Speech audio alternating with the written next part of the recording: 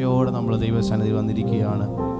ആ വചനത്തിൻ്റെ സത്യം മനസ്സിലാക്കാൻ, വചനത്തിൻ്റെ ആഴങ്ങൾ മനസ്സിലാക്കാൻ. ബൈബിൾ പഠിക്കുമ്പോൾ വചനത്തിന് ഒത്തിരി പ്രാധാന്യതയുണ്ടല്ലോ. എബ്രായ ലേഖനത്തിൽ ദൈവത്തിൻ്റെ വചനം ജീവനുള്ളതാണ്, ചൈതന്യമുള്ളതാണ്, ഇരുവായ് തലയുള്ള ഏത് വാളിനേക്കാളും മൂർച്ചയേറിയതാണ്. ദൈവവചനമാണ് നമ്മളെ വിടിവിക്കുന്നത്, ദൈവവചനമാണ് നമ്മളെ ഉറപ്പിക്കുന്നത്. Thank you Jesus. ബൈബിൾ ഇങ്ങനെ പറയുന്നു, മണലിൽ വീണ് പഴുതൊരു മനുഷ്യനും പാറയിൽ വീണ് പഴുതൊരു മനുഷ്യനെ കുറിച്ച് വേദപുസ്തകം പറയുന്നല്ലോ. ബൈബിൾ പറയുന്നു വളരെ വ്യക്തമായി. നമ്മൾ അധ്യായങ്ങൾ വായിക്കുമ്പോൾ കാണുന്നു, മണലുമേൽ വീണ് പഴുത മനുഷ്യൻ വൻമഴ പെയ്തു, നദികൾ പൊങ്ങി, കാറ്റടിച്ചു, ആ വീടിന്മേൽ അലച്ചു. അതിൻ്റെ വീഴ്ച വലിയതായിരുന്നു. മറിച്ച് പാറമേൽ അടിസ്ഥാനമുള്ള വീട് പണിത മനുഷ്യനും പറയുന്നു, വൻമഴ പെയ്തു, നദികൾ പൊങ്ങി, കാറ്റടിച്ചു, ആ വീടിന്മേൽ അടിച്ചു. അതിൻ്റെ അടിസ്ഥാനം പാറമേലായത് കൊണ്ട് അതിന് ഒന്നും സംഭവിച്ചില്ല. എന്നിട്ട് യേശുക്രിസ്തു എൻ്റെ വചനങ്ങൾ കേട്ട് ചെയ്യുന്നവരൊക്കെയും പാറമേൽ വീണ് പടുത്ത ബുദ്ധിയുള്ള മനുഷ്യനോട് തുല്യനായി മാറും.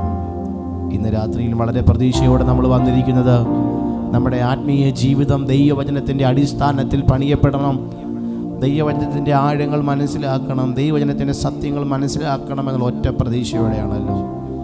Thank you Jesus. എല്ലാ കണ്ണുകളും അടച്ച് ഇന്ന് ആരംഭിക്കുന്ന ഈ ബൈബിൾ ക്ലാസ് നമ്മുടെ ജീവിതങ്ങൾക്ക് വലിയ മാറ്റങ്ങൾ ഉണ്ടാകുവാൻ, നമ്മുടെ ആത്മമനുഷ്യൻ അടുത്തൊരു മേഖലയിലേക്ക് പണിയപ്പെടുന്നതായി മാറുവാൻ, ദൈവത്തിൻ്റെ ആഴമേറിയ കരം ഇതിനകത്ത് ചലിക്കപ്പെടുവാൻ, വചനത്തിൻ്റെ സത്യങ്ങൾ നമ്മുടെ ജീവിതത്തിനകത്ത് വലിയ വഴിത്തിരിവുകളെ ഉണ്ടാക്കുവാൻ എല്ലാവരും ചില നിമിഷങ്ങൾ സ്തോത്രം ചെയ്താട്ടെ. ഹല്ലേലൂയ. Thank you Jesus.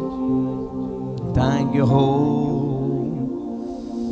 Thank you Jesus. ഹല്ലേലൂയ. ഇരുൾ തിങ്ങിടും പാതകളിൽ, കാരൽ വിങ്ങിടും വേളകളിൽ, ഇരുൾ തിങ്ങിടും പാതകളിൽ, കാരൽ വിങ്ങിടും വേളകളിൽ, ആരികിൽ വരുവാൻ കൃപകൾ തരുവാൻ ആരുമില്ലിതു പോലൊരുവൻ, ആരികിൽ വരുവാൻ കൃപകൾ തരുവാൻ ആരുമില്ലിതു പോലൊരുവൻ. ഈ പാട്ടിൻ്റെ വരികൾ അറിയാവുന്ന എന്നോടൊപ്പം ചേർന്ന് പാടി കർത്താവിന് രാത്രി മഹത്വം കൊടുക്കാം.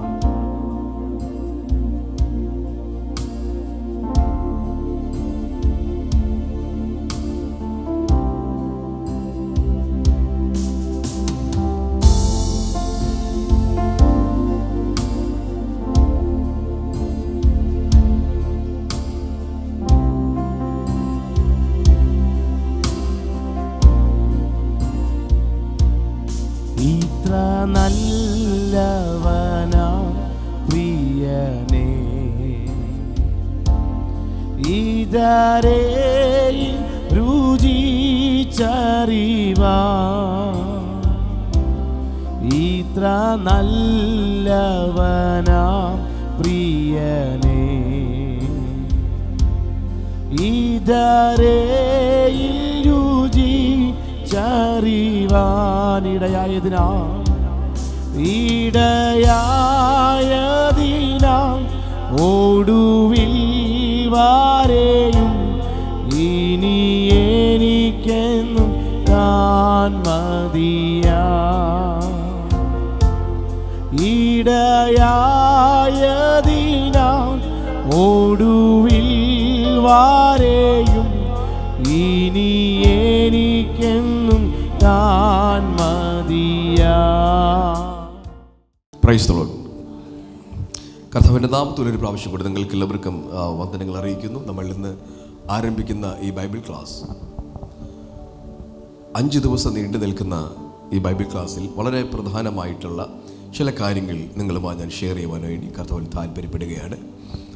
ഇന്നിവിടെ ക്ലാസ്സിൽ വന്നിരിക്കുന്ന ദൈവമക്കൾ, അതുപോലെ തന്നെ ഓൺലൈനിൽ കൂടെ കാണാൻ പോകുന്നവർ എല്ലാവരെയും ഞാൻ ഓർക്കുന്നു. നിങ്ങളെല്ലാവരും കർത്താവ് സഹായിക്കട്ടെ, എല്ലാവരെയും കർത്താവ് അനുഗ്രഹിക്കുമാറാകട്ടെ. ആമേൻ.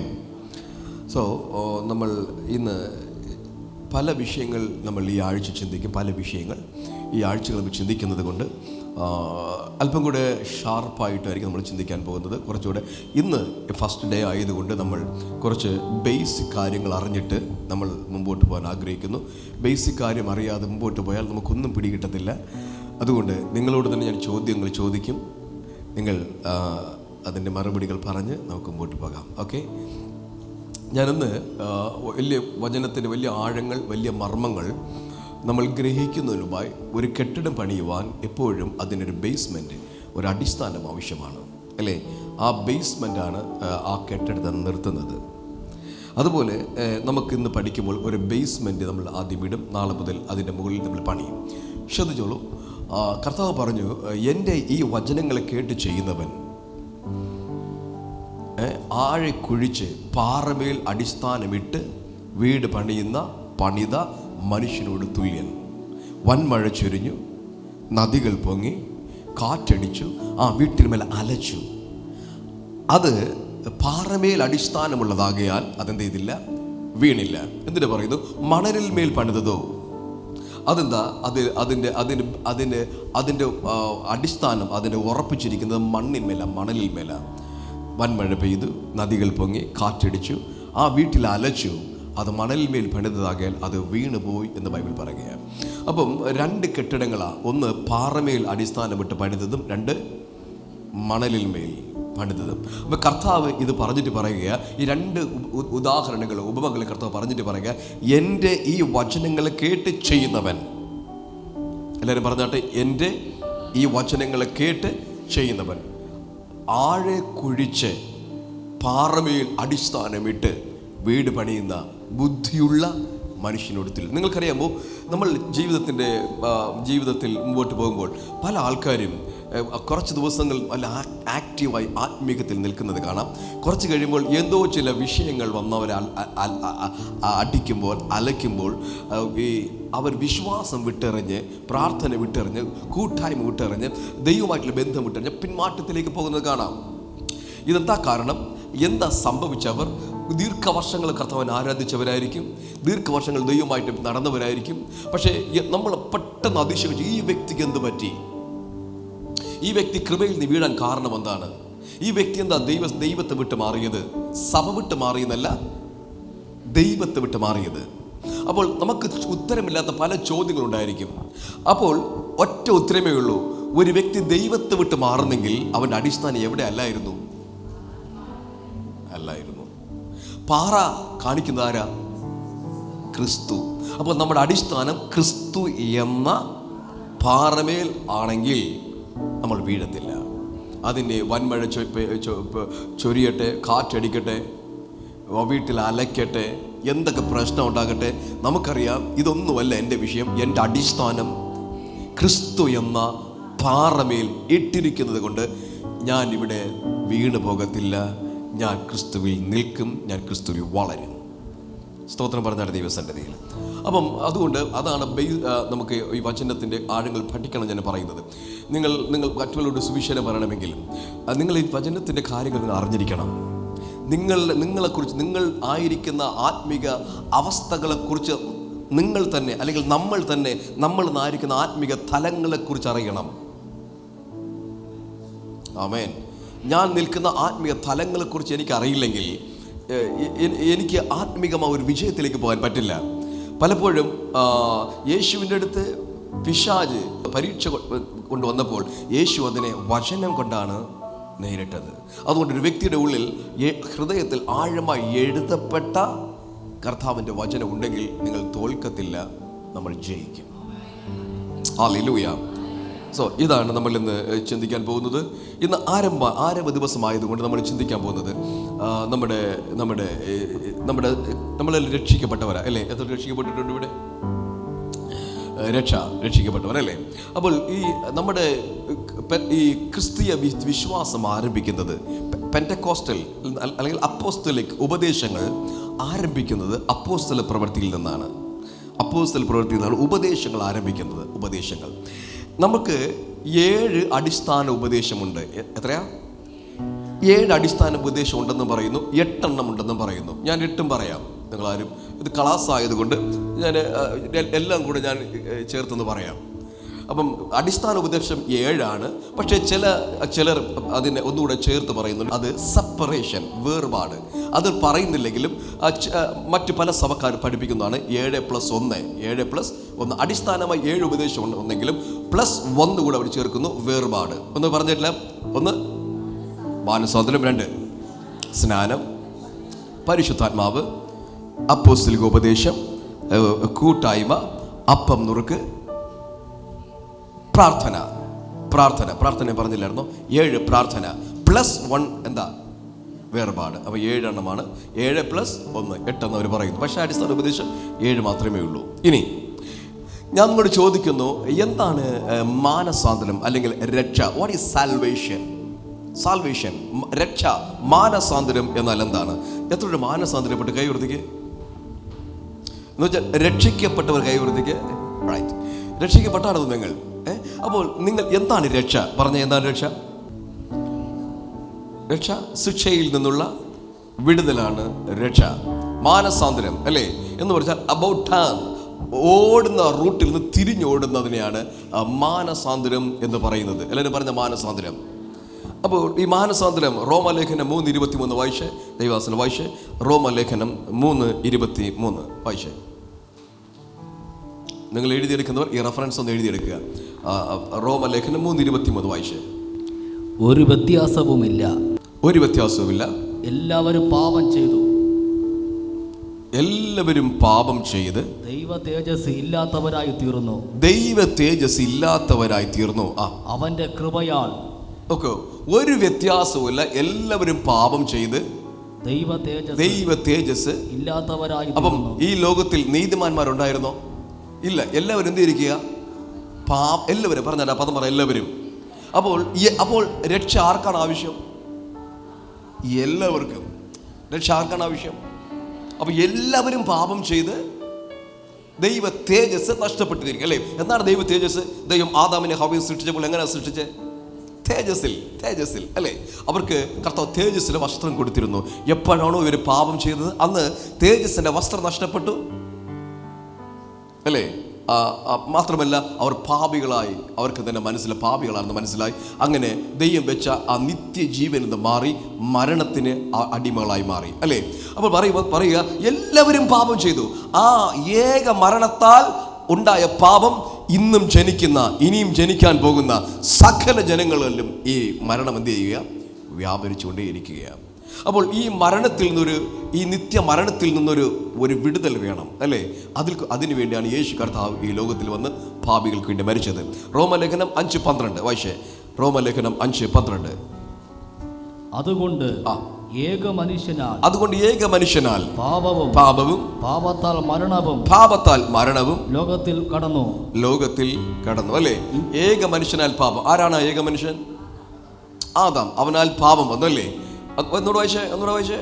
അതുകൊണ്ട് ഏക മനുഷ്യനാൽ പാപവും പാപത്താൽ മരണവും ലോകത്തിൽ കടന്നു അല്ലേ? എന്ത് മരണം? കർത്താവ് ദൈവം എന്താ പറഞ്ഞ? ഇവർ ആദാമിനെയും ഹവ്വയും സൃഷ്ടിച്ച് എന്താ പറഞ്ഞ? മരിക്കുമെന്നാണോ പറഞ്ഞത്? നിങ്ങൾ ഭൂമിയിൽ വാഴണം, മരിക്കാനല്ല. പക്ഷെ ദൈവം പറഞ്ഞു, ഞാൻ നന്മ തിന്മകളെ കുറിച്ചുള്ള അറിവിന്റെ വൃക്ഷത്തിന്റെ ഫലം ഞാൻ വെക്കുന്നുണ്ട്, ജീവന്റെ വൃക്ഷത്തിന്റെ ഫലം വെക്കുന്നുണ്ട്. നിനക്ക് ഇഷ്ടമുള്ളത് തിരഞ്ഞെടുക്കാം. പക്ഷെ നീ ജീവിക്കണമെങ്കിൽ, മരണമില്ലാതെ ജീവിക്കണമെങ്കിൽ നീ എന്ത് കഴിക്കണം? നിത്യജീവന്റെ വൃക്ഷത്തിന്റെ ഫലം. അല്ല, നന്മ തിന്മകളെ കുറിച്ച് ഉള്ള ഫലം നീ കഴിച്ചാൽ നീ എന്ത് ചെയ്യും? മരിക്കും. സംഭവിച്ചെന്താ? അവരതിനെ പറിച്ചു കഴിച്ചു. അവർ മരിച്ചു എന്ന് പറഞ്ഞാൽ അന്ന് തന്നെ ആത്മീക മരണം സംഭവിച്ചു. ആത്മീക മരണം. എല്ലാവരും പറഞ്ഞിട്ട്. അതുകൊണ്ടാണ് നമുക്ക് ആവശ്യം ഒരു വീണ്ടും ജനനം എന്ന് പറയുന്നത്. Born again. എല്ലാവരും പറഞ്ഞത് ബോൺ അഗെയിൻ. നമ്മളൊക്കെ ബോൺ അഗെയിൻ ക്രിസ്ത്യൻസാ. നമ്മൾ വീണ്ടും ജനിക്കപ്പെട്ടവരാ അല്ലേ? ഒന്നാമത്തെ ജനനം എവിടെ വന്നായിരുന്നു? നമ്മൾ ഒന്നാമത്തെ ജനനം അമ്മയുടെ ഉദരത്തിൽ. രണ്ടാമത്തെ ജനനം കർത്താവിലുള്ള ജനനമാണ്. അങ്ങനെ 2 ജനനം നമുക്ക് ഉണ്ടായി. ഈ രണ്ടാമത്തെ ഇതിലൊരു ബൈബിളിൽ ഒന്നുമില്ല, ഈ 2 ജനനം, ഈ ബോൺ അഗെയിൻ എന്നുള്ള ആ ഒരു വീണ്ടും ജനനം പ്രാപിച്ചിട്ടില്ലെങ്കിൽ രണ്ടാമത്തെ മരണം, ആത്മമരണം എന്നുള്ള സംഭവം പിന്നെ അവനെ പിടിക്കും. അതിൽ കൂടെ അവൻ നരകത്തിൽ പോകും. അതുകൊണ്ട് വീണ്ടും ജനനം പ്രാപിക്കേണ്ടത് അത്യാവശ്യമാണ്. അങ്ങനെ വീണ്ടും ജനനം പ്രാപിക്കുന്നതിന് പറയുന്നതാണ് മാനസാന്തരം. എല്ലാവരും പറഞ്ഞിട്ട് രക്ഷ, എല്ലാവരും പറഞ്ഞ രക്ഷ. അപ്പോൾ മാനസാന്തരം, എനിക്ക് പല കാര്യങ്ങളിൽ എനിക്ക് പറയാനുണ്ടെങ്കിലും എനിക്കങ്ങനെ ദീർഘമായിട്ട് പോകാൻ പറ്റുന്നില്ല. ഞാനിന്ന് നിശ്ചയിച്ചിട്ട് കുറച്ച് പോർഷൻസ് കംപ്ലീറ്റ് ചെയ്യണമെന്ന് ആഗ്രഹിക്കുന്നതുകൊണ്ട് ഞാൻ ദീർഘമായിട്ട് പോകാൻ പറ്റില്ല. എങ്കിലും ശ്രദ്ധിച്ചോളൂ, മാനസാന്തരപ്പെട്ട വ്യക്തിയെ കണ്ടാൽ അറിയാം. അവൻ്റെ ബൈബിൾ പറയുന്നത് വൃക്ഷത്തെ അതിൻ്റെ ഫലം കൊണ്ട് തിരിച്ചറിയാം. ബൈബിൾ പറയുന്നു, മുള്ളിൽ നിന്ന് നല്ല ഫലവും ഞെരിഞ്ഞിൽ നിന്ന് അത്തിപ്പഴമൊന്നും കായ്ക്കത്തില്ല. ഒരേ ഉറവയുടെ ഒരേ ദൂരത്തിൽ നിന്ന് കയ്പ് മധുരമുള്ള വെള്ളം പുറപ്പെടാറില്ല. അപ്പോൾ രക്ഷിക്കപ്പെട്ട വ്യക്തിക്ക് നല്ല ഫലം പുറപ്പെടുവിക്കുന്നു ബൈബിൾ പറയുന്നു. അപ്പോൾ വൃക്ഷത്തെ അതിൻ്റെ ഫലം കൊണ്ട് തിരിച്ചറിയാമെങ്കിൽ ഒരു വ്യക്തിയുടെ ലൈഫിൽ ഒരു മാനസാന്തരം നടന്നിട്ടുണ്ടെങ്കിൽ ആ വ്യക്തിയുടെ ബാക്കിയുള്ള ജീവിതം കൊണ്ട് തിരിച്ചറിയാൻ പറ്റും അവൻ രക്ഷിക്കപ്പെട്ട വ്യക്തിയാണ്. രക്ഷിക്കപ്പെട്ടതാണോ? നിങ്ങൾ മിണ്ടാതിരിക്കുന്നു. ഇനി ശ്രദ്ധിച്ചാട്ട്, സഖായിയുടെ ജീവിതത്തിലേക്ക് യേശു വന്നു. സഖായുടെ ജീവിതത്തിലേക്ക് യേശു വന്നു. അവന് ലാഭമാണോ ഉണ്ടായത്, നഷ്ടമാണോ ഉണ്ടായത്?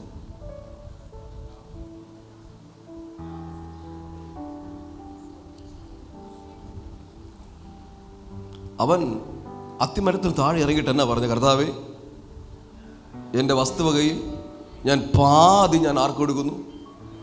ദരിദ്രന് കൊടുക്കുന്നു. ഇനി വല്ലതും ചതിവായി വാങ്ങിയിട്ടുണ്ടെങ്കിൽ ഞാൻ. അപ്പോൾ യേശു വന്നപ്പോൾ അവൻ ലാഭമാണോ നഷ്ടമാണോ ഉണ്ടായത്?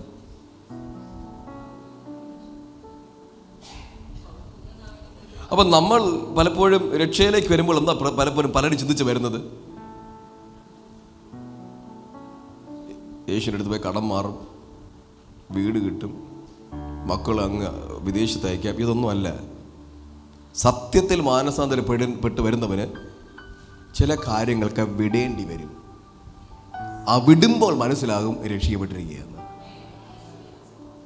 പൗലോസ് അതിനെക്കുറിച്ചാണ് പറഞ്ഞത്, എനിക്ക് ലാഭം ആയിരുന്നതൊക്കെയും ഞാൻ ക്രിസ്തു നിമിത്തം, അതാണ് വെറുതെ ചെയ്തതൊന്നല്ല, എങ്ങനെ ഞാൻ എന്ത് ചെയ്തു. അപ്പോൾ മാനസാന്തരപ്പെട്ട ഒരു വ്യക്തിയെ കണ്ടാൽ അറിയാം, ലൈഫിനെ നോക്കിയാൽ അറിയാം. ഞങ്ങളിന്ന് ഒരു ഫ്യൂണറൽ സർവീസിന് പോയിട്ട് വന്നു. നിങ്ങൾക്കറിയാമെന്നുള്ളതുപോലെ മുട്ടം ഗീവർഗീസ് അപ്പച്ചൻ കഴിഞ്ഞ ദിവസം കർത്താവിൽ നിദ്ര പ്രാപിച്ചു. അഴലേറും ജീവിത മരുവിൽ, അതുപോലെ വീണ്ടെടുക്കപ്പെട്ട കൂട്ടമേ, എൻ്റെ ഭാഗ്യ നാട്ടിൽ പോകും ഞാൻ എന്നുള്ള പാട്ടുകളൊക്കെ 100 കണക്കിന് പാട്ട് എഴുതിയ ആ കർത്താവിൻ്റെ ദാസൻ കഴിഞ്ഞ ദിവസം കർത്താവിൽ നിദ്ര പ്രാപിച്ചു. അദ്ദേഹത്തിൻ്റെ അനുഭവ സാക്ഷ്യം ഭയങ്കര ത്രില്ലിംഗ് ആണ്. കർത്താവിൻ്റെ ശബ്ദം കേട്ട് അദ്ദേഹത്തിന് ഏകദേശം 10-20ഓളം പശുക്കളുണ്ടായിരുന്നു, നല്ല വലിയ പറമ്പുണ്ടായിരുന്നു അതെൻ്റെ പിതാവിന്. അങ്ങനെ എല്ലാം ആ ഒരു വലിയ സെറ്റപ്പിലായിരുന്നപ്പോഴാണ് കർത്താവിൻ്റെ വിളി വരുന്നത്. കർത്താവിൻ്റെ വേലയ്ക്ക് വേണ്ടി വിളിക്കുന്നത്. ഈ സമയം ഇവർ ചെയ്ത കാര്യം അറിയാമോ? ആ തനിക്കുള്ള ആ വസ്തു മൊത്തം വിറ്റ് അന്നത്തെ അപ്പോസ്തലന്മാർക്ക് കാൽക്കൽ കൊണ്ടുവച്ചിട്ട് ഒന്നുമില്ലാത്തവനെ കർത്താവിൻ്റെ വേലയ്ക്ക് വേണ്ടി ഇറങ്ങി. ആൾക്കാർ പറഞ്ഞ വട്ടനല്ലാതെ പിന്നെ. പക്ഷേ ഇന്ന് 100 കണക്കിന് ആൾക്കാർ അദ്ദേഹത്തിൻ്റെ ശവസംസ്കാര ശുശ്രൂഷ വന്നിരിക്കുമ്പോൾ എല്ലാവരും പറയുക കർത്താവിന് വേണ്ടി പോഷനായി തീർന്ന ഒരു മനുഷ്യനാണ്. പലരും എങ്ങനെ എഴുതി ഫേസ്ബുക്കിലൊക്കെ, വെട്ടിപ്പിടിച്ചില്ല, വിട്ടുകൊടുത്തു. വെട്ടിപ്പിടിച്ചില്ല. അപ്പോൾ ക്രിസ്തീയ ജീവിതം എന്ന് പറഞ്ഞാൽ വെട്ടിപ്പിടിക്കലല്ല, ക്രിസ്തീയ ജീവിതം എന്ന് പറഞ്ഞാൽ വിട്ടുകൊടുക്കലാണ്. മാനസാന്തരപ്പെട്ട ഒരു വ്യക്തി ജീവിതത്തെ കണ്ടാൽ അറിയാം അവൻ ത്യാഗപൂർണമായ ജീവിതത്തിലേക്ക് സ്റ്റെപ്പ് വെച്ച് വരുന്നൊരു വ്യക്തിയാണ്. അതുകൊണ്ട് നമ്മൾക്ക് പലർക്കും വിട്ടുകൊടുക്കാനില്ല, കാരണം കൊടുക്കാൻ വേണ്ടി പലതും ഇല്ല. അതുകൊണ്ട് മാനസാന്തരപ്പെട്ട് വരുമ്പോൾ ലൈഫിൽ ഭയങ്കര ചേഞ്ചിങ് ആ വ്യക്തിക്ക് ഉണ്ടാകും. യേശു അവനോട് പറഞ്ഞില്ല നിൻ്റെ വസ്തുവിൻ്റെ പകുതി കൊടുക്കാനൊന്നും പറഞ്ഞു, പക്ഷേ യേശു അന്നപ്പോൾ സംഭവിച്ചു അത്.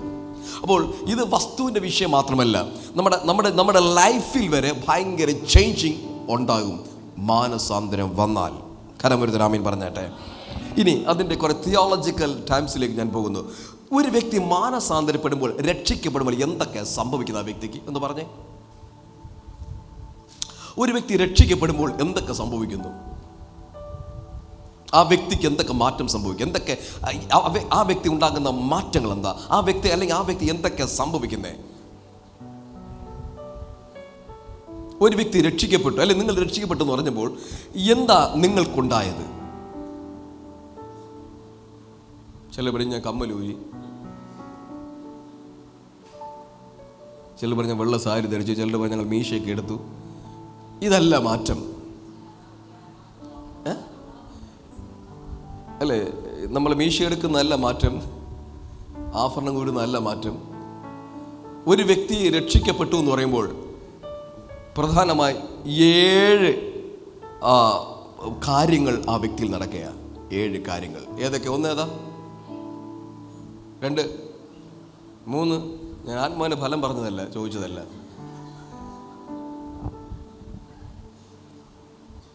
ഒരു വ്യക്തി രക്ഷിക്കപ്പെടുമ്പോൾ സംഭവിക്കുന്ന ഒന്നാമത്തെ കാര്യം, അവൻ്റെ പാപങ്ങളിൽ നിന്നും മോചനം അവനുണ്ടാകുന്നു. ഫോർഗീവ്നെസ് നടക്കുക അവൻ്റെ മേൽ. ഫോർഗീവ്നെസ്. നിങ്ങളുടെ പാപം ക്ഷമിക്കപ്പെട്ടോ? ക്ഷമിക്കപ്പെട്ട കരങ്ങൾ എഴുതട്ടെ. നിങ്ങളുടെ പാപം ക്ഷമിക്കപ്പെട്ടു. ഏത് പാപവും ക്ഷമിക്കപ്പെട്ടെ? നേരത്തെ ഉള്ള പാപം. പഴയ മനുഷ്യൻ അല്ലേ? നമുക്കെല്ലാം ഒരു പഴയ മനുഷ്യനുണ്ട്. ആ പാപം ഒരു വ്യക്തി രക്ഷിക്കപ്പെടുമ്പോൾ സംഭവിക്കുന്നത് ഫോർഗീവ്നെസ്. ഒന്ന് പറഞ്ഞിട്ട് എന്താ? ആ വ്യക്തിക്ക് പാപക്ഷമ സംഭവിക്കുന്നു. വായിച്ചേ അപ്പോസ്തല പ്രവൃത്തികൾ 22:16. പെട്ടെന്ന് വായിച്ചു പാസ്റ്റർ. അപ്പോസ്തല പ്രവൃത്തി 22:16 വായിച്ചേ. ഇനി താമസിക്കുന്നത് എന്ത്? എഴുന്നേറ്റ് അവന്റെ നാമം വിളിച്ചു പ്രാർത്ഥിച്ചു സ്നാനം ഏറ്റു നിന്റെ പാപങ്ങളെ കഴുകിക്കളക. പാപങ്ങളെ കഴുകിക്കളക അല്ലേ? അപ്പോൾ രക്ഷിക്കപ്പെടുന്ന സമയം അവന്റെ ലൈഫിൽ എന്തുണ്ടാകുന്നു? പാപക്ഷമ. ക്ഷമ ആര് കൊടുക്കുക? ദൈവം കൊടുക്കുക. 2 എഫേസ്യർ 1:7-8 വാക്യങ്ങൾ വായിച്ചേ. എഫേസ്യരുടെ ലേഖനം 1-ാമത്തെ അധ്യായം അതിൻ്റെ 7-8 വാക്യങ്ങൾ വായിച്ചു. അവനിൽ നമുക്ക് അവന്റെ രക്തത്താൽ അതിക്രമങ്ങളുടെ മോചനമെന്ന വീണ്ടെടുപ്പ് ഉണ്ട്. അപ്പോൾ അതിക്രമങ്ങളുടെ മോചനം എന്ന വീണ്ടെടുപ്പുണ്ട് അല്ലേ? അപ്പോൾ പാപങ്ങളുടെ മോചനം ലഭിക്കുന്നു എപ്പോഴാ? ഒരു വ്യക്തി മാനസാന്തരപ്പെടുമ്പോൾ സംഭവിക്കുന്നു. അവൻ എന്ത് കിട്ടുന്നു? പാപക്ഷമ. എല്ലാവരും പറഞ്ഞാട്ടെ. നിങ്ങൾ കിട്ടിയോ? കിട്ടിയോന്ന് കൈവർത്തിക്ക്. ബൈബിൾ പറയുന്നു 32-ാം സങ്കീർത്തനം 1-ാമത്തെ വാക്യം, ലംഘനം ക്ഷമിച്ചും പാപം മറച്ചും കിട്ടിയവൻ ഭാഗ്യവാൻ. യഹോവ അകൃത്യം കണക്കിടാതെയും ആത്മാവിൽ കപടമില്ലാതെയും ഇരിക്കുന്ന മനുഷ്യൻ ഭാഗ്യവാൻ. അപ്പോൾ നിങ്ങൾ രക്ഷിക്കപ്പെട്ടു എന്ന് പറയുമ്പോൾ ഒന്നാമത് ആ വ്യക്തി സംഭവിക്കുന്ന കാര്യം എന്താ? പാപക്ഷമ. പാപം മോചിക്കപ്പെടുന്നു. നമ്പർ 2, രണ്ടാമത് ആ വ്യക്തി നടക്കുന്ന സംഭവം എന്നറിയാമോ? 2 കൊരിന്ത്യർ 5:21 നീതീകരണം, ജസ്റ്റിഫിക്കേഷൻ. ഒരു വ്യക്തി മാനസാന്തരപ്പെടുമ്പോൾ രണ്ടാമത്തെ സംഭവിക്കുന്ന കാര്യം ജസ്റ്റിഫിക്കേഷൻ അഥവാ നീതീകരണം. എന്താണ് നീതി? 2 കൊരിന്ത്യർ 5:21 വായിക്കേ. നാം അവനിൽ ദൈവത്തിന്റെ നീതി ആകേണ്ടതിന്, നാം യേശുക്രിസ്തുവിൽ ദൈവത്തിന്റെ നീതി ആകേണ്ടതിന് അവൻ നമുക്ക് വേണ്ടി പാപം ആക്കി. 2 കൊരിന്ത്യർ 5:21 നാം പാപം അറിയാത്തവൻ ആരായിരുന്നു? യേശുക്രിസ്തു. പാപികൾ ആരായിരുന്നു? നമ്മൾ. എല്ലാവരും ശ്രദ്ധിക്കേണ്ടി. ഈ നീതീകരണം എന്ന് പറഞ്ഞാൽ എന്താ? നീതി. എല്ലാവരും പറ നീതി. ഈ നീതി എന്നുള്ള വാക്കിൽ നിങ്ങൾക്കറിയാമോ? നമ്മൾ പത്രങ്ങൾ വായിക്കുമ്പോൾ ചിലപ്പോൾ ചില കേസുകൾ വാദിക്കുമ്പോൾ, കോടതി വാദിക്കുമ്പോൾ ഈ ചിലർ അതിൻ്റെ ഇരകളും വാദികളും പ്രതികളുമുണ്ട്. പ്രതികളുമുണ്ട്. അപ്പോൾ ഇരകളുടെ വീട്ടുകാർ പറയും ആ പ്രതിക്ക് ഒരു ശിക്ഷ കിട്ടിയെങ്കിൽ പറയും നീതി കിട്ടി. ശിക്ഷ കിട്ടിയെന്നല്ല, ആ പ്രതിക്ക് അർഹിച്ച ശിക്ഷ കിട്ടിയില്ലെങ്കിൽ പറയും നീതി കിട്ടി, നടപ്പായില്ല. അപ്പം നീതി എന്ന വാക്ക് ഒരു വ്യക്തി ചെയ്ത കുറ്റത്തിന് കൊടുക്കേണ്ട ശിക്ഷയാണ്. അപ്പോൾ പാപികളായ നമുക്ക് കിട്ടേണ്ട ശിക്ഷ എന്തായിരുന്നു? നിത്യ നരകവാ. അതാണ് ഈ നിത്യ നരകത്തിൽ പോകേണ്ട ശിക്ഷ ആര് മാറ്റി? ബൈബിൾ പറയുന്നു ആ പാപത്തെ ആര് ഏറ്റെടുത്തു എന്ന് പറഞ്ഞാൽ, ഞാൻ സഹിക്കേണ്ട ശിക്ഷ കാൽവരി ക്രൂശിൽ ആര് ഏറ്റെടുത്തു? യേശു ഏറ്റെടുത്തു. എന്നിട്ട് പറയുക, ഇനി നീ അല്ല പാപി, നിന്റെ പാപത്തെ അവൻ യേശുവിൻ്റെ മേൽ ചുമത്തിയുന്ന.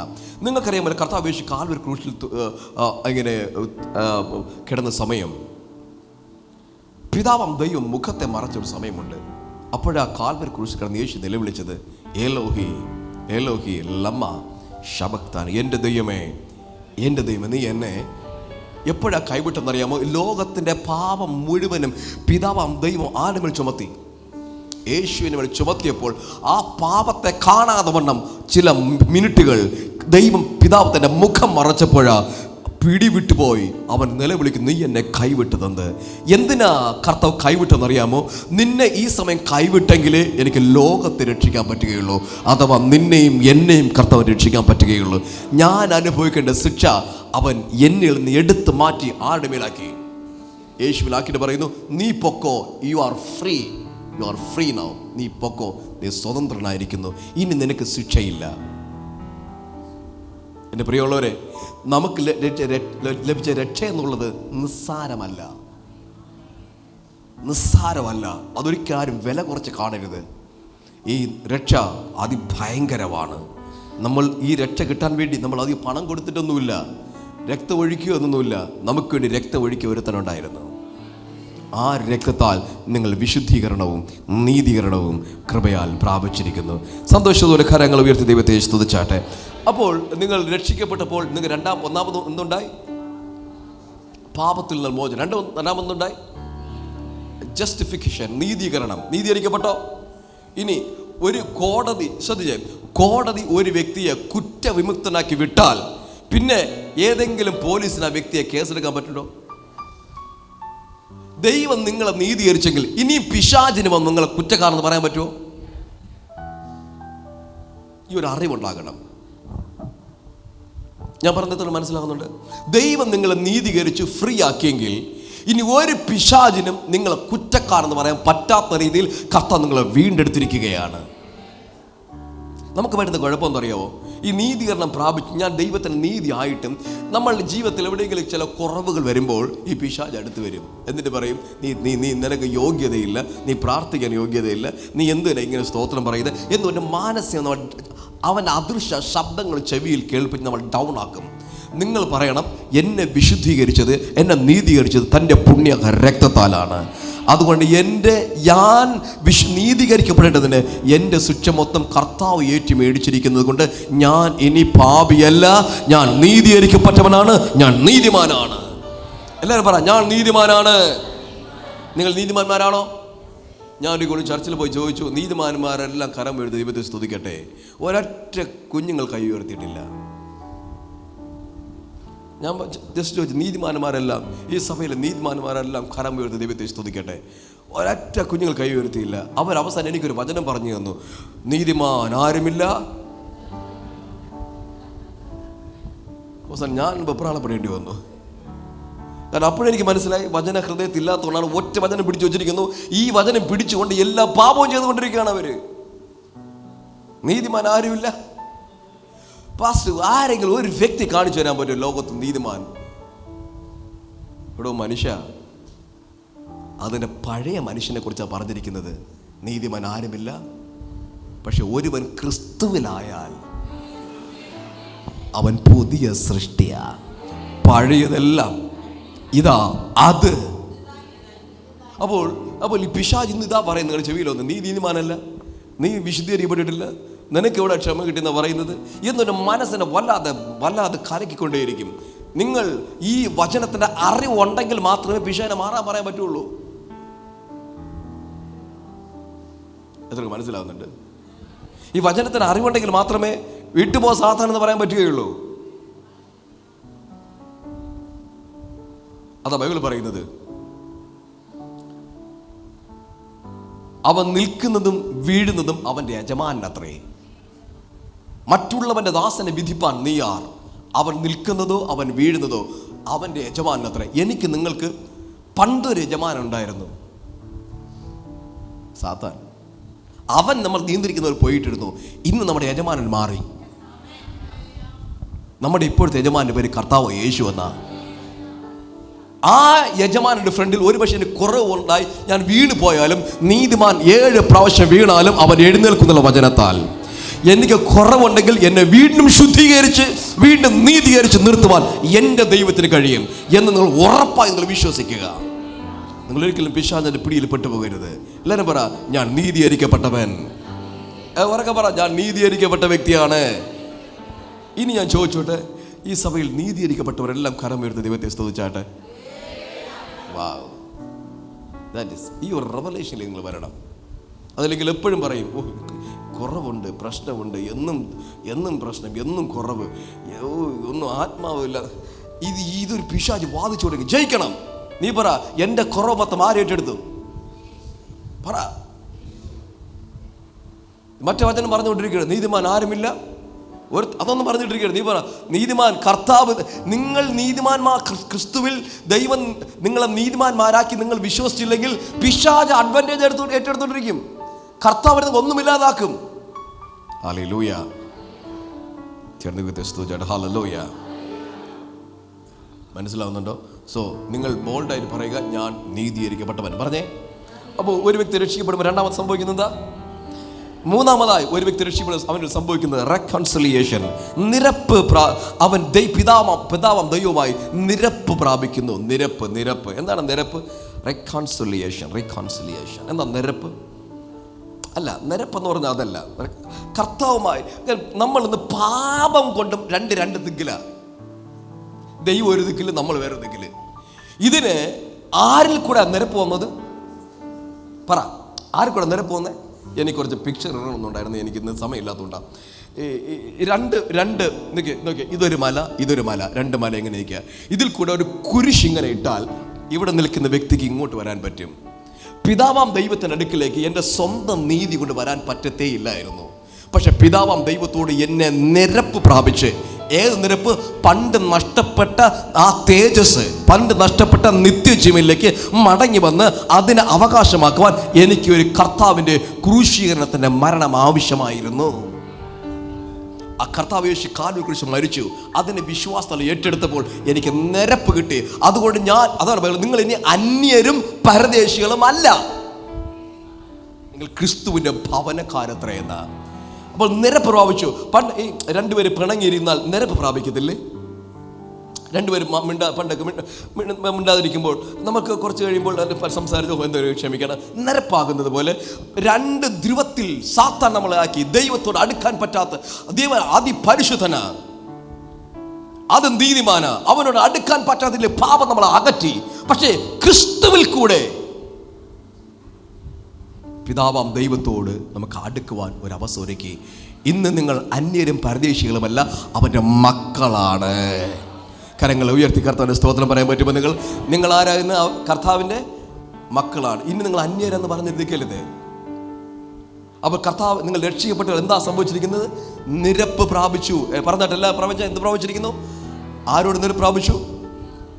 പിതാവാം ദൈവത്തോട്. ആരിൽ മുഖാന്തരം? ഇത്രയും മനസ്സിലാകുന്നുണ്ട്? നിങ്ങൾ ഈ വചനം, നിങ്ങൾ സത്യം നിങ്ങൾ അറിയുകയും, നിങ്ങൾ വചനം അധികം അറിയുക, ഒത്തിരി ഫ്രീഡം നിങ്ങളുടെ ലൈഫിൽ ഉണ്ടായിക്കൊണ്ടേയിരിക്കും. നോക്കൂ, 2 മല. ഹലോ, ഇവിടെ പിതാവാം ദൈവം, ഇവിടെ ഞാൻ നിൽക്കുക. എനിക്കൊരിക്കലും ഈ പിളർപ്പ് കൂടെ വരാൻ പറ്റില്ല. അപ്പോഴാണ് കാൽവരി ക്രൂശിൽ യേശു മരിക്കുന്നത്. പറയുക, അവനിൽ വിശ്വസിക്കുന്നവന് നിത്യജീവനുണ്ട്. ഞാൻ കർത്താവ് യേശു ക്രിസ്തുവിൽ വിശ്വസിച്ചു. അവനിൽ കൂടെ നഷ്ടപ്പെട്ടു പോയ ആ നിത്യജീവനിലേക്ക് കർത്താവിനെ കൊണ്ടുവന്നു. അവനിലൂടെ നിരപ്പ് പ്രാപിച്ചു. അപ്പോൾ രക്ഷിക്കപ്പെടുമ്പോൾ നമുക്ക് മൂന്നാമത് നിങ്ങൾ എന്ത് സംഭവിക്കുന്നു? പിതാവാം ദൈവമായിട്ടൊന്ന് സംഭവിച്ചു. പറ, എത്ര നിരപ്പ് പ്രാപിച്ചു ജീവിതത്തിൽ? Very fine.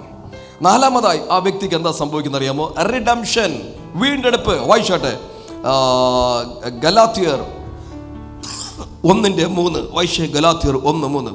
അതിനു മുമ്പായിട്ട് വായിച്ചേ റെവലേഷൻ, വെളിപ്പാട് പുസ്തകം 5:9 വായിക്കേ. വെളിപ്പാട് പുസ്തകം 5:9 വായിച്ചോട്ടെ. പുസ്തകം വാങ്ങുന്നവനും അതിൻ്റെ മുദ്ര പൊട്ടിപ്പാനും നീ യോഗ്യൻ. നീ അറക്കപ്പെട്ടു നിന്റെ രക്തം കൊണ്ട് സർവഗോത്രത്തിലും, നിന്റെ രക്തം കൊണ്ട് സർവഗോത്രത്തിലും വായിച്ചാൽ സർവ ഗോത്രത്തിലും ഭാഷയിലും വംശത്തിലും ജാതിയിലും നിന്നുള്ളവരെ ദൈവത്തിനായി വിലയ്ക്ക് വാങ്ങി. വീണ്ടെടുപ്പ് എന്ന് പറഞ്ഞാൽ വീണ്ടും ഏറ്റെടുക്കുക എന്നുള്ളതാണ്. വീണ്ടെടുപ്പ്, റിഡംഷൻ. എല്ലാവരും പറ റിഡംഷൻ. ശബ്ദം ഉയർത്തി പറ റിഡംഷൻ. അപ്പോൾ നിങ്ങൾ രക്ഷിക്കപ്പെട്ടപ്പോൾ എന്ത് നിങ്ങൾ സംഭവിച്ചിരിക്കുന്നു? റിഡംഷൻ അഥവാ വീണ്ടെടുപ്പ്. എല്ലാവരും പറ വീണ്ടെടുപ്പ്. വീണ്ടെടുപ്പ് എന്നുള്ളത് ഉൽപ്പത്തി പുസ്തകം മുതൽ വെളിപ്പാട് വരെ ഒരേ ചരടിൽ കോർത്തിണക്കിയ പോലെ കിടക്കുന്ന ഒരു പദമാണ് വീണ്ടെടുപ്പ്. എല്ലാവരും പറ വീണ്ടെടുപ്പ്. ബൈബിളിന്റെ മെസ്സേജ് തന്നെ വീണ്ടെടുപ്പ് എന്നുള്ളതാണ്. വീണ്ടെടുപ്പ്. അപ്പോൾ ഇത്രയും ഇന്ന് മനസ്സിലാക്കുക. വീണ്ടെടുപ്പ് എന്ന് പറഞ്ഞാൽ നമുക്ക് വിലയ്ക്ക് വാങ്ങിയ, എന്ത് കൊടുത്ത വിലയ്ക്ക് വാങ്ങിയേ? യേശു തൻ്റെ രക്തം കൊടുത്ത് നിങ്ങളെ വിലയ്ക്ക് വാങ്ങി. അപ്പോൾ നിങ്ങൾക്ക് വിലയുണ്ടോ? നിങ്ങൾക്ക് വിലയുണ്ടോ? ആ വില എന്താ? യേശുവിൻ്റെ രക്തം. ഉറപ്പുണ്ടോ നിങ്ങൾക്ക്? നിങ്ങൾക്ക് വിലയില്ലാത്തവരാണോ? ഇനി വായിച്ചേ, ഈ വിലയ്ക്ക് വാങ്ങി എന്ന് പറയുമ്പോൾ എന്തായിട്ടാണ് നിങ്ങൾ വാങ്ങിയേ? നിങ്ങളിപ്പോൾ ആരാണ്? താങ്കളിപ്പോൾ ആരാ? വായിച്ചേ ഗലാത്യർ 3-ാം അധ്യായം 13-ാമത്തെ വാക്യം വായിച്ചേ. ഗലാത്യർ 3:13. മരത്തിന്മേൽ തൂങ്ങുന്നവൻ എല്ലാം ശപിക്കപ്പെട്ടവൻ എന്ന് എഴുതിയിരിക്കുന്നത് പോലെ ക്രിസ്തു നമുക്ക് വേണ്ടി ശാപമായി മാറി ന്യായപ്രമാണത്തിന്റെ ശാപത്തിൽ നിന്നും നമ്മെ വിലയ്ക്ക് വാങ്ങി. ന്യായപ്രമാണത്തിന്റെ ശാപത്തിൽ നമ്മെ വിലയ്ക്ക് വാങ്ങി. ഈ പണ്ട് ഇങ്ങനെ ഒരു വചനമുണ്ട്, മരത്തിന്മേൽ തൂങ്ങുന്നവനല്ല ന്യായപ്രമാണത്തിൽ എഴുതിയ ശപിക്കപ്പെട്ടവനാ. അപ്പോൾ ആ വചനപ്രകാരം ഒരു വ്യക്തി മരത്തിൽ തൂങ്ങി മരിച്ചു. തൂങ്ങി മരിച്ചതല്ല, യേശുവിനെ അവർ കുരിശി വരച്ചു മരത്തിന്മേൽ. അതുകൊണ്ട് എനിക്ക് വരേണ്ട ശാപം മൊത്തം ആരേറ്റു വാങ്ങി എന്ന് പറഞ്ഞാൽ, ന്യായപ്രമാണത്തിൻ്റെ കണ്ണാടി വെച്ച് നോക്കിയാൽ നിങ്ങളും ഞാനും ഇന്ന് ഇവിടെ ഇരിക്കേണ്ട ഒരു യോഗ്യതയും ഇല്ല. പക്ഷേ തൻ്റെ പുത്രൻ ചൊരിഞ്ഞ രക്തത്താൽ, എല്ലാവരും പറ എങ്ങനെ? തൻ്റെ പുത്രനായ യേശു ക്രിസ്തു ചൊരിഞ്ഞ രക്തത്താൽ നമ്മൾ ആരായി മാറി? ശാപം മാറി. കർത്താവ് നമ്മൾ എങ്ങനെ മേടിച്ചു? വിലയ്ക്ക് മേടിച്ചു. എല്ലാവരും പറ എങ്ങനെ മേടിച്ചു? കർത്താവ് വിലയ്ക്ക് മേടിച്ചു. 4-ാം അധ്യായം 5-ാമത്തെ വാക്യം വായിച്ചു. 4:5. അതേ പുസ്തകം തന്നെ, ഗലാത്യർ 4:5. അവൻ ന്യായപ്രമാണത്തിന് കീഴിലുള്ളവരെ വിലയ്ക്ക് വാങ്ങിയിട്ട് നാം പുത്രത്വം പ്രാപിക്കേണ്ടതിന് തന്നെ. നമ്മൾ എന്ത് പ്രാപിച്ചു എന്നാ? പുത്രത്വം. എന്താ പുത്രത്വം എന്ന വാക്കിന്റെ അർത്ഥം? എന്താ? നമ്മളെ മക്കളാക്കി മാറ്റി. അടുത്ത വായിച്ചേ. നിങ്ങൾ മക്കൾ ആകൊണ്ട്, നിങ്ങൾ മക്കളാകൊണ്ട് അബ്ബാ പിതാവേ എന്ന് വിളിക്കുന്ന സ്വപുത്രന്റെ ആത്മാവിനെ ദൈവം നമ്മുടെ ഹൃദയങ്ങളിൽ അയച്ചു. അപ്പൊ നോക്കൂ, അപ്പൊ നമ്മൾ ആരായി മാറിയിരിക്കുക? ദൈവത്തിന്റെ മക്കളായി. അല്ലേ പറ ഞാൻ ആരാ? ഈ അറിവ് നിങ്ങൾക്കുണ്ടാകണം. അപ്പോൾ പിശാച് പറയും നിനക്കൊരു വിലയുമില്ല. നിനക്കെന്താ വിലയിരിക്കുന്നേ? നിന്റെ വില ആര് കൊടുത്തു കഴിഞ്ഞിരിക്കുന്നു? ആ വില കൊടുത്ത വില എന്താ? ഉറക്കെ കൊടുത്ത വില എന്താ? നീ പറ. എനിക്ക് വിലയില്ല, പക്ഷെ എനിക്ക് വേണ്ടി ഒരുത്തിന് വില കൊടുത്തിരിക്കുകയാ. കരമെടുത്ത് കർത്താവിനെ സ്തുതിച്ചാട്ടെ. അബ്രഹാം ലിങ്കൻ എന്ന് പറഞ്ഞ ഈ മനുഷ്യൻ, ഒരു അമേരിക്കൻ പ്രസിഡന്റിനെ കുറിച്ച് നിങ്ങൾ കേട്ടറിയാം. അബ്രഹാം ലിങ്കൻ അടിമത്വം നിർത്തൽ ചെയ്യാൻ വേണ്ടി അഹോരാത്രം വർക്ക് ചെയ്ത ഒരു മനുഷ്യൻ അബ്രഹാം ലിങ്കൻ. അവസാനം ആ ബില്ല് പാസ്സായി. ഈ ഇത്രാം തീയതി മുതൽ അടിമകൾക്ക് സ്വാതന്ത്ര്യമായി പോകാം. അമേരിക്കയിൽ നടക്കുന്ന സംഭവമാണ്. ബില്ല് പാസ്സാക്കി പാർലമെന്റിൽ. ഇനി അടിമകളായി വെച്ചിരിക്കാൻ പാടില്ല, സ്വാതന്ത്ര്യം വിടാൻ. അപ്പം ഈ ഡിഗ്രി വന്നിട്ടും ഈ അടിമകൾ പലരും ഇത് അറിഞ്ഞില്ല. ഇത് അറിയരുതെന്ന് ഉടമകൾ ആഗ്രഹിച്ചിരുന്നു. ഇവന് സ്വാതന്ത്ര്യം വന്നു എന്ന് അടിമ അറിഞ്ഞാൽ ആരെ വിട്ടുപോകും? ഉടമയെ വിട്ടുപോകും. അതുകൊണ്ട് മാക്സിമം ഇവരെ അറിയാതിരിക്കാൻ ഈ ഉടമകളൊക്കെ ശ്രമിച്ചിരുന്നു. അപ്പോൾ ഇവർക്ക് വേണ്ടി നിരന്തരം ഓരോ സ്ഥലത്ത് പോയി വാദിക്കുമായിരുന്നു, പോകാൻ പറയും. പക്ഷേ ഇവർക്ക് അക്ഷരാഭ്യാസങ്ങളോ അധികം വിദ്യാഭ്യാസങ്ങളോ ഇല്ലാത്തത് കൊണ്ട് ഇവരാരുമായി ചേർന്ന് നിൽക്കും? എബ്രഹാം ലിങ്കൻ ഇങ്ങനെ അവരെ എന്താ രക്ഷപ്പെടുത്തിക്കൊണ്ടിരിക്കുകയായിരുന്നു. ഒരിക്കലും ഒരു ചന്തയിൽ പോയപ്പോൾ കാണുന്ന കാഴ്ച ഇങ്ങനെ ധാരാളം അടിമകൾ നിര നിൽക്കുകയാണ്. അപ്പം അതിൽ ഒരു വലിയ ദുഃഖത്തോടെ, വിഷമത്തോടെ, ദേഷ്യത്തോടെ, വൈരാഗ്യത്തോടെ, പകയോടെ നിൽക്കുന്ന ഒരു അടിമ ചക്കനെ കാണുകയാണ്. എബ്രഹാം ലിങ്കൻ ഇവന് വിലപേശി. ഇവന് എത്ര രൂപ വിലപേശിയപ്പോൾ ഈ ചക്കൻ ഈ മനുഷ്യനെ, ഈ എബ്രഹാം ലിങ്കനെ ക്രൂരമായി നോക്കിയിട്ട് പറയാ, നോക്കിയിട്ട് ഇവനെ പുച്ഛിക്കുക. കാരണം ഇവന്റെ കയ്യിൽ നിന്ന് നീ എന്നെ മേടിച്ചിട്ട് ഇനി അടുത്ത് അടിമയാക്കാൻ പോകുന്നു എന്ന ചിന്തയോടെ പുച്ഛിച്ച് നോക്കിയ ഇവന്റെ മുഖത്ത്, എബ്രഹാം ലിങ്കന്റെ മുഖത്ത്. ആ ഉടമ പറഞ്ഞ പൈസ എണ്ണിക്കൊടുത്തപ്പോൾ ഈ അടിമയെ ആർക്ക് വിട്ടുകൊടുത്തു? Abraham Lincoln. വലിയ ദേഷ്യത്തോടും പകയോടും പുച്ഛത്തോടും കൊണ്ട് എബ്രഹാം ലിങ്കന്റെ പിന്നാലെ ഇവൻ വരുമ്പോൾ എബ്രഹാം ലിങ്കൻ പറഞ്ഞു, നൗ യു ആർ ഫ്രീ. നീ ഇനി എൻ്റെ അടിമയല്ല, നീ സ്വതന്ത്രനായിരിക്കുക. നിനക്ക് പോകാം, നിനക്ക് ഇഷ്ടമുള്ളത് ചെയ്യാം. ഞാൻ പറഞ്ഞത്, ഈ ഒരു അറിവ് നിങ്ങൾക്കില്ലെങ്കിൽ ജീവിതകാലം മുഴുവൻ പിശാചിൻ്റെ കോടതിക്കകത്ത്, പിശാചിൻ്റെ തടവറയ്ക്കകത്ത് നിങ്ങൾ കിടക്കും. നിങ്ങൾ പറയണം, നിങ്ങളെ വീണ്ടെടുത്തിരിക്കുന്നത് വെള്ളി, പൊന്ന് തുടങ്ങിയ അഴിഞ്ഞു പോകുന്ന വസ്തുക്കളെ കൊണ്ടല്ല, ക്രിസ്തു എന്ന നിർദോഷവും നിർമ്മലവുമായ കുഞ്ഞാടിൻ്റെ വിലയേറിയ രക്തം കൊണ്ട് നിങ്ങളെ വീണ്ടെടുത്തിരിക്കുക. നിങ്ങൾ ഇനി അടിമകളല്ല. കരമുയർത്തി കർത്താവിനെ സ്തുതിക്കാം. പറ, ഞാൻ വീണ്ടെടുക്കപ്പെട്ടവനാ. ഓ ആമേൻ. ഇങ്ങനെയാണ് വീണ്ടെടുക്കപ്പെട്ടെന്ന് പറയുന്നത്. നിങ്ങൾ വീണ്ടെടുക്കപ്പെട്ട പ്രത്യേകത, അവർ മക്കളാ. എല്ലാവരും പറഞ്ഞിട്ട് അവർ അവരൊക്കെ പറയാം മക്കളെങ്കിലോ നിങ്ങൾ അവകാശികളാണോ? അവകാശികളും ക്രിസ്തുയേശുവിൽ കൂട്ടവകാശികളും എന്ന. അപ്പോൾ സ്വർഗത്തിൽ നിന്ന് എന്തൊക്കെ അനുഗ്രഹങ്ങളുണ്ടോ അതിനെ മൊത്തം അവകാശികളും ഈ ഇരിക്കുന്നതിൻ്റെ ഫ്രണ്ടിരിക്കുന്ന വീണ്ടെടുക്കപ്പെട്ടവരാ. ഒരു സന്തോഷമില്ലാത്തതുപോലെ സ്വർഗത്തിൽ എന്തൊക്കെ അനുഗ്രഹമുണ്ടോ അതിൻ്റെ മുഴുവൻ്റെ ഷെയർ ഹോൾഡേഴ്സ് ആണ് ഇവിടെ ഇരിക്കുന്നത് എല്ലാവരും.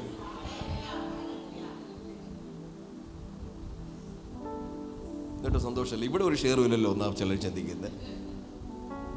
നമ്മുടെ പൗരത്വമോ സിറ്റിസൺഷിപ്പ്. ഇവിടെ ഒരു വ്യക്തി ഷെയർ ഹോൾഡർ അത് വെച്ചിട്ടിരുന്ന എത്ര വർഷം വെച്ചിട്ടിരിക്കും?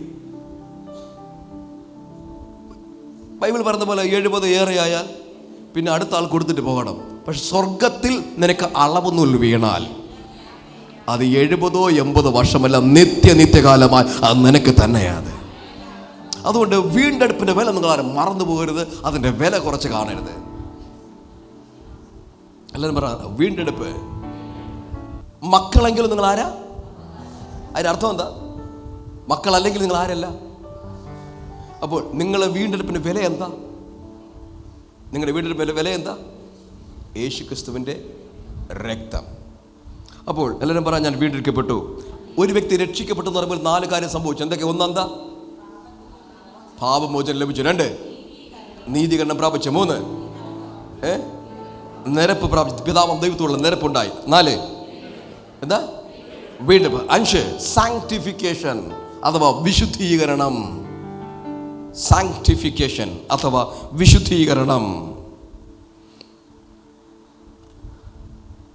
അപ്പോൾ ഒരു വ്യക്തി രക്ഷിക്കപ്പെടുമ്പോൾ, പിന്നെ രക്ഷിക്കപ്പെട്ടു എന്ന് പറയുമ്പോൾ ഈ 7 കാര്യം സംഭവിച്ചിരിക്കുക.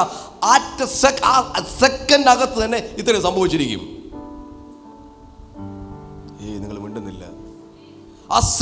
നിങ്ങൾ രക്ഷിക്കപ്പെട്ട പാപങ്ങൾ ഏറ്റുപറഞ്ഞ ആ സെക്കൻഡിൽ ഈ 7 കാര്യം സംഭവിച്ചിരിക്കുക ആ വ്യക്തിയുടെ മേൽ. നിങ്ങൾ അറിയുന്നില്ലെന്നേ ഉള്ളൂ സംഭവം. പറഞ്ഞൊരു വിശുദ്ധീകരണം. 1 തിമോഥെയോസ് 1:9 വായിക്കും. 1 തിമോഥെയോസ് 1:9. ദുർനടപ്പുകാർ, പുരുഷ മൈഥുനക്കാർ, നരമോഷ്ടാക്കൾ, ഇങ്ങനെ കുറെ ലിസ്റ്റ് എഴുതിയിരിക്കുക. ഇതൊക്കെ പാപത്തിൽപ്പെടുന്ന കുറെ ലിസ്റ്റ്. എല്ലാം വായിച്ച് കഴിയാൻ സമയമില്ല. അതുകൊണ്ടാണ് നിങ്ങൾ വീട്ടിൽ പോയ സമയത്ത് കൊണ്ട് വായിച്ചാൽ മതി. അപ്പം അതിൻ്റെ 2 തിമോഥെയോസ് 3:2 ഇതൊക്കെ കുറെ പാപത്തിൻ്റെ ലിസ്റ്റ് എഴുതി വെച്ചിരിക്കുകയാണ്. ഈ പാപത്തിൻ്റെ ലിസ്റ്റിൽ നിന്നും ഒരു വിശുദ്ധീകരണം കടന്നു വന്നിരിക്കുക. എബ്രായർ 10:10 വായിച്ചേ. എബ്രായർ 10:10. ഈ പാപത്തിൻ്റെ ലിസ്റ്റ് നിങ്ങളിത് ഈ വചനങ്ങൾ എഴുതിയെടുത്തൊന്ന് ഒന്ന് വായിക്കണേ. എന്തായിരുന്നു നമ്മുടെ പാപം എന്നൊക്കെ. ഞാനെല്ലാം പാപം കൂടെ പറഞ്ഞുകൊണ്ടിരിക്കുന്നില്ല ഇവിടെ. വായിച്ചേ. ആ ഇഷ്ടത്തിൽ നാം യേശു ക്രിസ്തു ഒരിക്കലായി കഴിച്ച ശരീരയാഗത്താൽ ഒരിക്കലായി കഴിച്ച ശരീരയാഗത്താൽ വിശുദ്ധീകരിക്കപ്പെട്ടിരിക്കുന്നു. ഹലോ, യേശു ക്രിസ്തു ഒരിക്കലായി കഴിച്ച ശരീരയാഗത്താൽ നാം എന്ത് ചെയ്തിരിക്കുന്നു? നമ്മൾ എന്ത് ചെയ്തിരിക്കുക? വിശുദ്ധീകരിക്കപ്പെട്ടിരിക്കുന്നു. പദം എല്ലാവരും പറഞ്ഞാട്ടെ. എന്താണ് വിശുദ്ധീകരണം? എന്താണ് എന്താ വിശുദ്ധീകരണം? ശുദ്ധീകരിക്കുക എന്ന് പറഞ്ഞാൽ അഴുക്ക് കളയുക. എന്നെ വിശുദ്ധീകരിച്ചെന്ന് പറഞ്ഞാൽ എൻ്റെ പഴയ മനുഷ്യൻ, എനിക്കുള്ള ജഡ സ്വഭാവത്തെ, ആ പാപ മനുഷ്യനെ തൻ്റെ രക്തത്താൽ കഴുകി മാറ്റിയിട്ട് എന്നൊരു പുതിയ വ്യക്തിയാ എന്നെ കർത്താവ് മാറ്റി. എന്നിട്ട് കർത്താവിനോട് പറഞ്ഞു, നീ വിശുദ്ധനാണ്. കള്ളു കുടിച്ചും പിടിച്ചു പറിച്ചും മുഴുവൻ പാപവും ചെയ്ത് നടക്കുന്ന ഒരു വ്യക്തി രക്ഷിക്കപ്പെട്ടു. നമ്മളവനെ വിളിക്കുന്നത് വേറെ പേരാ, അവൻ ചെയ്യുന്ന പ്രവൃത്തിക്കത്തുള്ള പേര് വിളിക്കുന്നത്. പക്ഷെ ഇവൻ രക്ഷിക്കപ്പെട്ട ആ സെക്കൻഡിൽ ദൈവം അവനെ വിളിക്കുന്ന പേരാണ് നീ വിശുദ്ധൻ.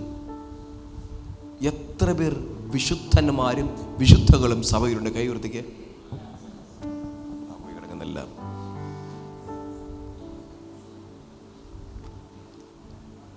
വിശുദ്ധീകരണം പ്രാപിച്ചോ? എപ്പോഴാ പ്രാപിച്ചേ? നിങ്ങൾ ഇനിയും പ്രാപിക്കാൻ പോണ്ട. ഒരിക്കലായി, എപ്പോഴും, എന്നേക്കുമായി. വായിച്ചേ അതിന്റെ 14ാമത്തെ വാക്യം വായിച്ചേ പാസ്റ്റർ. 14ാമത്തെ വാക്യം. ഏകയാഗത്താൽ അവൻ വിശുദ്ധീകരിക്കപ്പെടുന്നവർക്ക് സദാകാലത്തേക്കും സൽഗുണപൂർത്തി വരുത്തിയിരിക്കുന്നു. ഒറ്റ പ്രാവശ്യം യേശുവേ എൻ്റെ പാപങ്ങൾ ക്ഷമിക്കണമെന്ന് പറഞ്ഞ അതേ സെക്കൻഡിൽ നിനക്ക് സംഭവിച്ചതാണ് സാങ്ക്ടിഫിക്കേഷൻ അഥവാ വിശുദ്ധീകരണം. എല്ലാവരും പറ, ഒരിക്കലായി എന്നേക്കുമായി. എല്ലാവരും പറഞ്ഞത് എങ്ങനെ? സൽഗുണപൂർത്തി വരുത്തിയിരിക്കുന്നു. അതിന് 29ാമത്തെ വാക്യം കൂടെ വായിക്കും പാസ്റ്റർ. 29.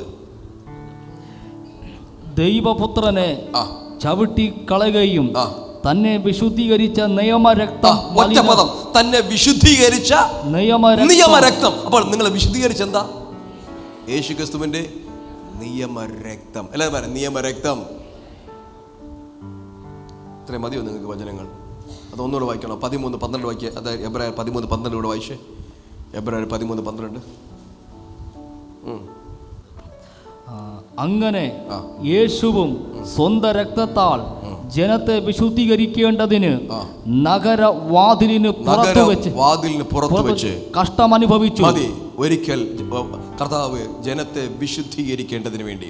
അല്ല, ശ്രദ്ധിക്കുക. അപ്പോൾ രക്ഷിക്കപ്പെട്ട ഒരു വ്യക്തിക്ക് നടക്കുന്ന 5ാമത്തെ ഒരു കാര്യമാണ് എന്താ? 1 പാപമോചനം, 2 3 4 5 6. എഫേസ് ലേഖനം 2:1. എഫേസ് ലേഖനം 2:1 അത് പെട്ടെന്ന് വായിച്ചേ.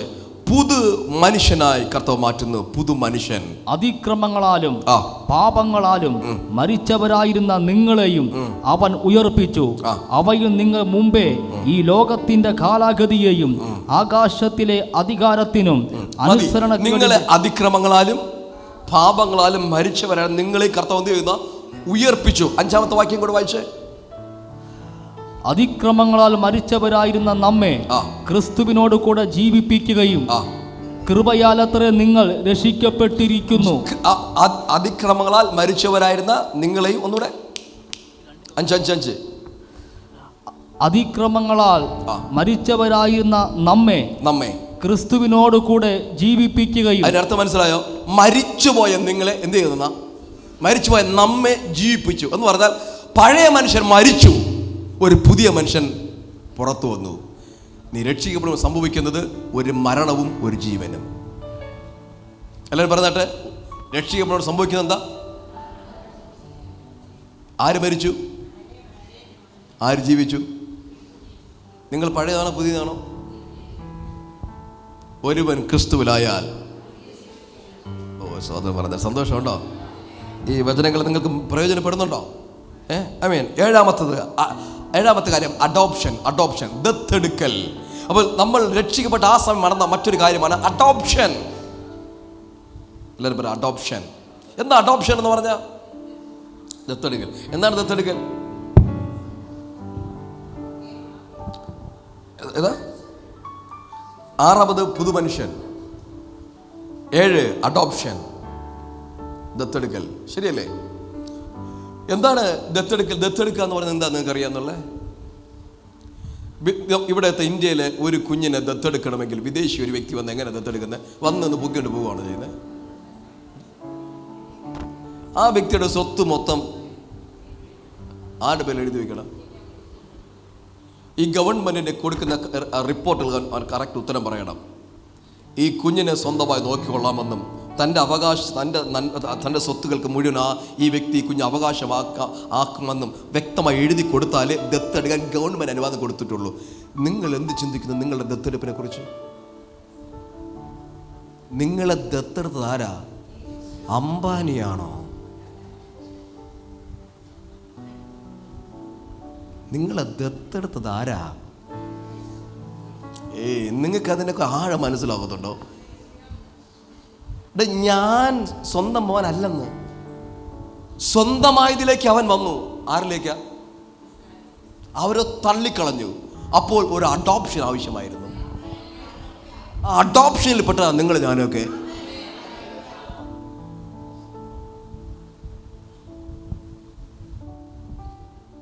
എന്നെ തിരഞ്ഞെടുപ്പാൻ, എന്നെ മാനിക്കുവാൻ എന്നിൽ എന്തു നീ കണ്ടേശുവേ. പാടുക. എന്നെ തിരഞ്ഞെടുപ്പാൻ, എന്നിൽ എന്തു നീ കണ്ടേശുവേ. പാടുക. ഒരു യോഗ്യതയും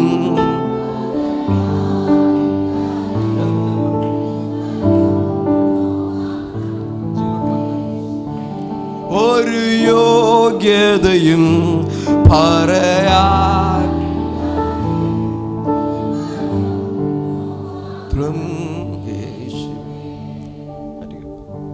കരം വരുത്തി ദൈവത്തെ സ്തുതിക്കാൻ പറ്റുമായിരുന്നു.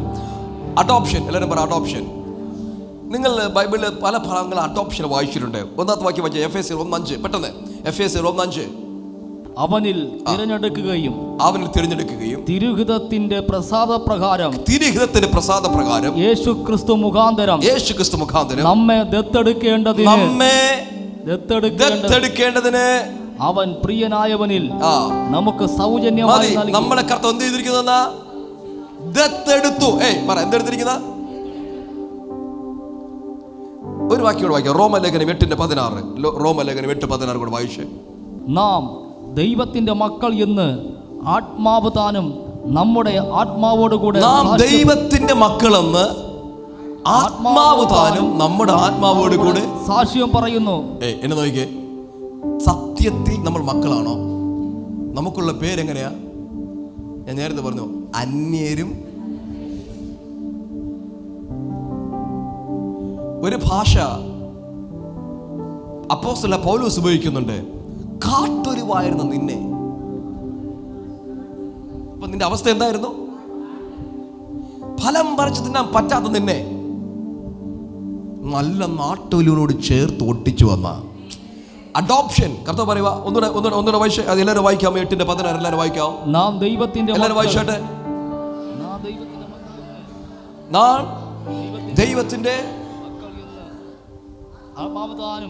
നാം ദൈവത്തിന്റെ മക്കളെന്ന് ആത്മാവ് താനും നമ്മുടെ ആത്മാവോടുകൂടെ. അപ്പോൾ നിങ്ങൾ മനസ്സിലായി നമ്മൾ ആരാ? ദൈവത്തിന്റെ മക്കൾ. എല്ലാവരും പറ നമ്മൾ ആരാ? അത് ഉറക്കെ പറ. നമ്മൾ ആരാ? അതിന്റെ അർത്ഥം എന്തോന്ന്? നിങ്ങൾ ആരാ മക്കളാ? ഇതെങ്ങനെ സംഭവിച്ചത്? Through adoption.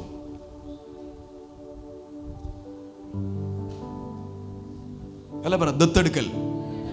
ദത്തെടുത്ത് എന്തായിട്ട് മാറ്റി? മക്കൾ, മകനാക്കി. ഞാൻ കർത്താവിന്റെ മകൻ എന്ന് പറയുന്നത് അവന്റെ ദത്തെടുപ്പിൽ കൂടെയാണ്. നിങ്ങൾ കർത്താവിന്റെ മകൾ എന്ന് പറയുന്നത് അവന്റെ ദത്തെടുപ്പിൽ, അഡോപ്ഷനിൽ കൂടെയാണ്.